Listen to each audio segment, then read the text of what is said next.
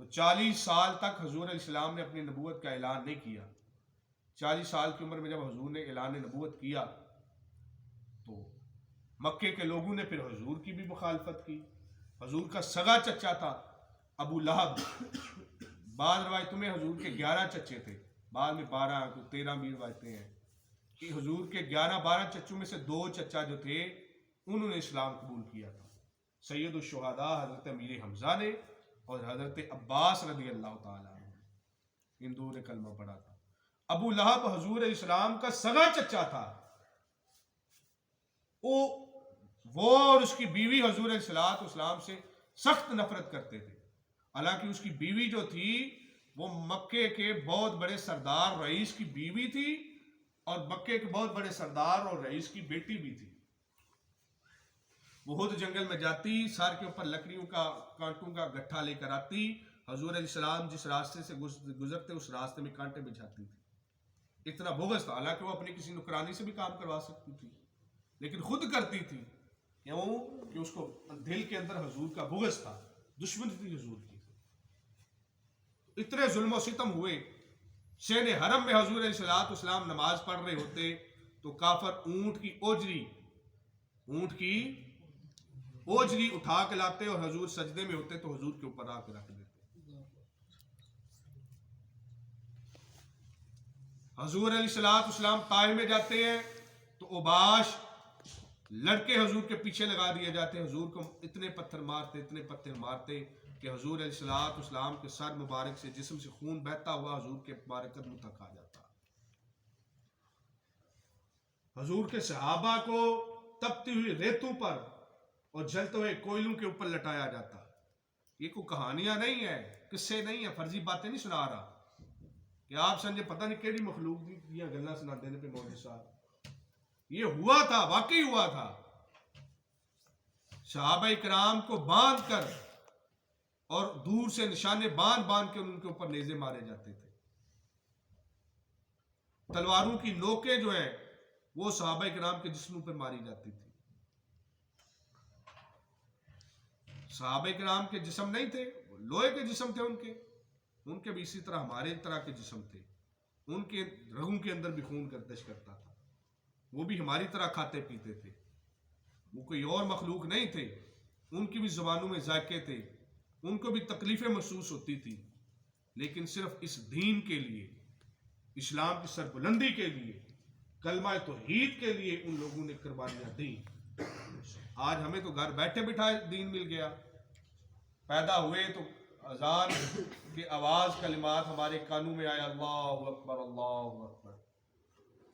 ہم تو خوش قسمت ہیں، ہمیں بیٹھے بٹھائے پکی پکائی دیگ مل گئی ہے. بیٹھے بٹھائے ہمیں اسلام مل گیا. پیدا ہوئے تو مسلمانوں کے گھر میں پیدا ہوئے. ہم نے دین کے لیے کیا کیا ہے؟ صحابہ نے تو بڑی قربانیاں دی ہیں. پھر یہاں تک کہ مارے نہیں کھائے صحابہ نے. جو اپنے باپ دادے کا اصل دین تھا اس کو چھوڑ کے حضور کا دین قبول کیا. جو جدی پشتی اپنے گھر تھے، زمینیں تھی، کاروبار تھی، دکانیں تھی، جس شہر میں محلے میں رہتے تھے اس محلے کو بھی چھوڑا، اپنے گھر کو بھی چھوڑا، اپنی بستی کو بھی، شہر کو بھی چھوڑا. باپ دادا کی جگیریں چھوڑ کے مکہ شہر چھوڑ کے مدینہ چلے گئے حضور کے پیچھے. وہ آسان کام ہے؟ لوگ تو ایک 10 مرلے کے لیے ایک دوسرے کو قتل کر دیتے ہیں. بھائی بھائی کا قتل کر دیتا ہے. لوگ کہتے ہیں نہیں جی میں زمین نہیں بیچنی، بھوکا مر جانا، میرے پیو دادے دا تھیا ہے، یہ میرے پیو دادے دی زمین ہے. تو صحابہ کرام نے تو باپ دادے کی جگیریں چھوڑ دی تھی اور مکہ شہر چھوڑ کے حضور کے پیچھے مدینہ چلے گئے ہجرت کر کے. کس لیے؟ اسلام کے لیے، دین کے لیے. آسان کام ہے نہیں چھوڑنا. مجھے اور آپ کو کہے جی پیو دادے دا تھیا چھڑ کے تو جو کسی اور شہر. اگے بھی یہی پتا ہوئے کہ اگے بھی نہ کوئی زمین ہے، نہ کوئی کاروبار ہے، نہ کوئی کھان نو ہے، نہ پین نو ہے. اگے پتہ نہیں کہ پھر حالات نے جائیں گے ہم جی؟ کوئی بندہ بھی نہیں جائے گا. تو صحابہ کی جب ہم باتیں سنتے ہیں تو ان کے اوپر آزمایا کریں کہ میرے اوپر یہ بیتتی تو میں کیا کرتا دین کے لیے. اسلام کے لیے حالات کبھی بھی ٹھیک نہیں ہوئے. آج اگر دین کے اوپر کوئی بات آ جائے تو سیانے نہ بچیا باہر نہ جائیں، حالات بڑے خراب نے. دین کے لیے نکلنا ہم یہ نہیں کہتے. تو حالات ٹھیک کب ہوئے تھے؟ بدر میں ٹھیک تھے، احد میں ٹھیک تھے، حنین میں، خندق میں، تبوک میں، یمامہ میں، کربلا میں. کب حالات ٹھیک ہوئے تھے؟ آج وقت ہے کہ ہم حضور کے دین کے لیے کچھ کر کے دیں. زمین میں نے اور آپ نے بنائی اپنے لیے، اپنے بچوں کے لیے. کاروبار، دکانیں، کوٹھیاں بنائی اپنے لیے، اپنے بچوں کے لیے. جائیدادیں اکٹھی کی اپنے لیے، اپنے بچوں کے لیے. کل مر کے قبر میں جائیں گے تو حضور پوچھیں گے کہ میرے لیے، میرے دین کے لیے کیا کر کے آئے ہو؟ جس دین کے لیے میرا نواسا حسین مدینہ چھوڑ کے مکہ آیا، مکہ چھوڑ کے کربلا گیا، 6 ماہ کے لیے اصغر کو بھی قربان کیا، اور نوجوان 18 سال کے لیے اکبر کی بھی قربانی دی. قاسم، میرے اپنے بھتیجے قاسم کی قربانی دی. 72 تن قربان کروائے کربلا میں حسین میرے نے. اے میرے امتی، تو میرے دین کے لیے کیا کر کے آیا؟ ہم کیا جواب دیں گے؟ ہے کہ کسی کے پاس جواب؟ یہ باتیں سوچنے والی ہیں. یہ ساری زندگی نہ ہمیں مولویوں نے بنائی ہے، نہ پیروں نے بتائی ہے. نمازیں میں نے اپنے لیے، میرے پر فرض ہے نماز، آپ کے اوپر فرض ہے. نماز ہم نے اپنے لیے پڑھی، روزہ اپنے لیے رکھا، حج اپنے لیے کیا، زکوٰۃ. ہم نے دین اسلام کی سربلندی کے لیے کیا کام کیا؟ کوئی ایک تو نیکی بندہ ایسی کر کے جائے کہ جس کے اوپر اس کو ناز ہو کہ یا رسول اللہ میں نے اپنے کے دین کے لیے یہ کام کیا تھا. تاجدار ختم نبوت زندہ باد، زندہ باد. تاجدار ختم نبوت زندہ باد، زندہ باد. لبیک لبیک لبیک یا رسول اللہ، لبیک لبیک لبیک یا رسول اللہ، لبیک لبیک لبیک یا رسول اللہ، لبیک لبیک لبیک یا رسول اللہ. مختصر، اتنا لمبا ٹائم نہیں ہے بیان کرنے کا. آخری اپنی چند ایک باتیں آپ سے عرض کر کے، تو تحریک لبیک یا رسول اللہ کا، میرا اور ہمارے ساتھیوں کا، ہم سب کا کوئی دنیاوی مقصد نہیں ہے، کوئی دنیاوی لالچ نہیں ہے. صرف یہ ہے کہ جس مقصد کے لیے پاکستان بنایا گیا تھا وہ مقصد تھا کہ پاکستان کا مطلب کیا؟ لا الہ الا اللہ رسول اللہ. کہ اللہ کی زمین پر اللہ کا نظام ہو، اسلامی نظام حکومت پاکستان میں آئے. بس یہ ہمارا مقصد ہے. چھوٹی سی بات آپ کو بتا کے کہ قائد اعظم محمد علی جناح رحمۃ اللہ علیہ اور علامہ محمد اقبال رحمۃ اللہ علیہ، بنیادی طور پر قائد اعظم محمد علی جناح رحمۃ اللہ علیہ برطانیہ سے پڑھ کے آئے تھے. تقریباً 100 سال، ایک پوری صدی اس پورے خطے پہ جسے ہم بنگلہ دیش، پاکستان اور ہندوستان، انڈیا کہتے ہیں، یہ سارا افغانستان، یہ سارا ایک خطہ تھا. اسے اس وقت ہندوستان کہتے تھے. اس پر انگریز نے قبضہ کیا اور پورا 100 سال، پوری ایک صدی یہاں پہ انگریز کا قبضہ رہا. 1885 اور 86 میں یہاں پہ جو رہنے والی قومیں ہیں ان میں ہندو تھے، مسلمان تھے اور سکھ تھے، 3 بڑی قومیں. انہوں نے مل کر مشترکہ طور پر یہ فیصلہ کیا کہ کوئی ایسی سیاسی جماعت بنائے جو انگریز سے آزادی حاصل کرنے کے لیے جدوجہد کرے. تو انہوں نے مل کر ایک جماعت بنائی، اس کا نام رکھا گیا کانگریس. کانگریس نے یہ تہیہ کیا، اس میں ہندو بھی تھے، مسلمان بھی تھے، سکھ بھی تھے، کہ انگریزوں سے آزادی حاصل کرنے کے لیے سارے مل کے زور لگائے. جس طرح گاؤں میں کوئی مسئلہ ہو جائے تو آپس میں چاہے دشمنی بھی ہو تو لوگ کہتے ہیں نہیں جی ساری برادریاں رلو تو جڑا نا رل کے تے فلانے بندے دا جڑا نا بائیکاٹ کرو یا مسئلہ حل کرواؤ. اسی طرح یہ ہوا کہ ہندوؤں، سکھوں اور مسلمانوں نے مل کر ایک پارٹی بنائی، جماعت بنائی، کانگریس اس کا نام رکھا. یہ جو لڑکے پڑھتے ہیں 9ویں 10ویں کی جماعت میں یہ ہے سارا مضمون مطالعہ پاکستان کے اندر. تو کانگریس بن گئی. تقریباً 21 سال تک، 1906 تک، 1985 سے 1885 से 1906 तक 21 साल तक ये तीनों मुसलमान, हिंदू और सिख इकट्ठे मिलकर कोशिश करते रहे कि अंग्रेजों से आज़ादी हासिल करते रहे। कायद आज़म मोहम्मद अली जिन्ना उस दौर में बरतानिया में वकालत करने के लिए गए थे। आप जब वापस आए हिंदुस्तान तो आपने देखा कि हिंदू तो किसी और ही डगर पे चल रहे हैं। हिंदू का ये नजरिया है कि हम अंग्रेज से आज़ादी हासिल करें, अंग्रेज ये मुल्क छोड़ के जब जाएगा तो फिर हम जो है ये मुसलमानों के ऊपर हुकूमत करेंगे, फिर मुसलमान हमारे गुलाम बन जाएंगे। अंग्रेज तो सिर्फ इसलिए लगा हुआ है। तो कायद आज़म मोहम्मद अली जिन्ना रहमतुल्लाह अलैह ने जब ये बातें समझ गए, सारी बातों की आपको भांप लिया कि हिंदू की नीयत सही नहीं है, वो अंग्रेज को यहां से भगा के फिर मुसलमानों को अपना गुलाम बना के रखना चाहते हैं। लिहाजा 1906 में ऑल इंडिया मुस्लिम लीग की बुनियाद रखी गई और इस मुस्लिम लीग जो जमात थी इसने फिर जद्दोजहद की कोशिश की। मुस्लिम लीग का यह नजरिया था कि हिंदुस्तान में दो बड़ी कौमें हैं, एक हिंदू कौम है और एक मुसलमान कौम है।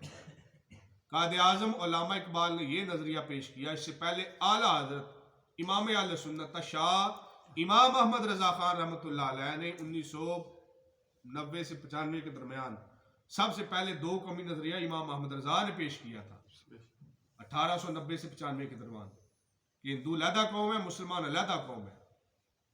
तो जिन इलाकों में मुसलमान ज्यादा है वहां पे मुसलमानों का मुल्क बनाया जाए, जिन इलाकों में हिंदू ज्यादा वहां पे हिंदुओं का मुल्क बना दिया जाए।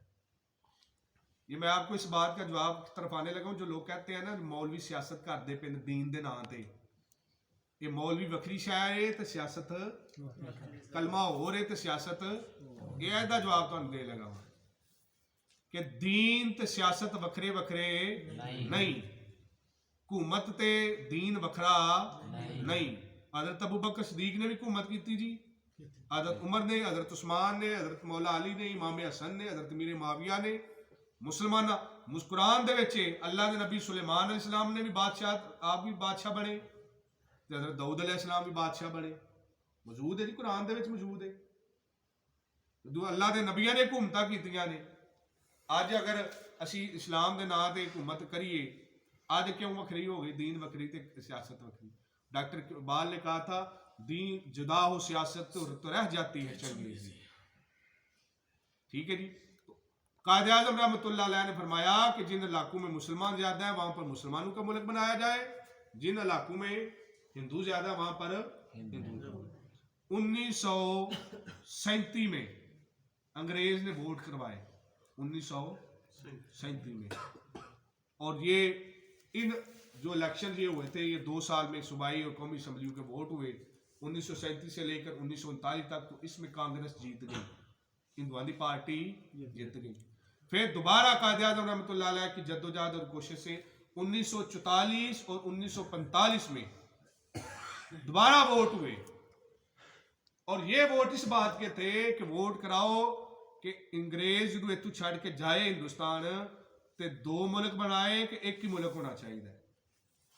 हिंदू कहते थे कि एक ही मुल्क हो, और कायद आज़म रहमतुल्लाह अलैह कहते थे कि 2 मुल्क हो, एक हिंदुओं का और एक मुसलमान। अंग्रेज ने कहा कि हम इसके लिए इस्तिस्वाब राय करवाते हैं। क्या करवाते हैं? इस्तिस्वाब राय, जिसे हम कहते हैं इंतखाबात, वोट, जिसे वोट अंग्रेजी का लफ्ज है, इसका तर्जमा है इस्तिस्वाब राय। इलेक्शन अंग्रेजी का लफ्ज है, इसका मतलब है इंतखाबात। तो इस्तिस्वाब राय यानी वोटिंग करवाओ। जिस तरह इत्थे तुसीं पिंड विच रौला पांदे, तुसीं आंदे ने किहड़े बंदे इस बंदे दे नाल ने वो इधर हो जाओ, जिहड़े इहदे नाल ने कारी साहब हरां दे नाल ने वो इधर हो जाओ, जिधर पासा भारा होएगा उहदी गल मान ला। अंग्रेज ने भी आख्या कि वोट करवाओ, जिहड़ा पासा भारा होया वो काम करा दे। हिंदुआं दा पासा भारा होया तो फिर एक ही मुल्क बना दे, जे कायद आज़म दा पासा भारा होया तो फिर 2। मुस्लिम लीग और कांग्रेस ने फिर अपनी कैंपेन चलाई। कायद आज़म रहमतुल्लाह अलैह ने फिर गली गली, शहर शहर, नगर नगर, बस्ती बस्ती पूरी कैंपेन चलाई और मुस्लिम इलाकों में गए और मुसलमानों को कहा कि मुस्लिम लीग को वोट दो।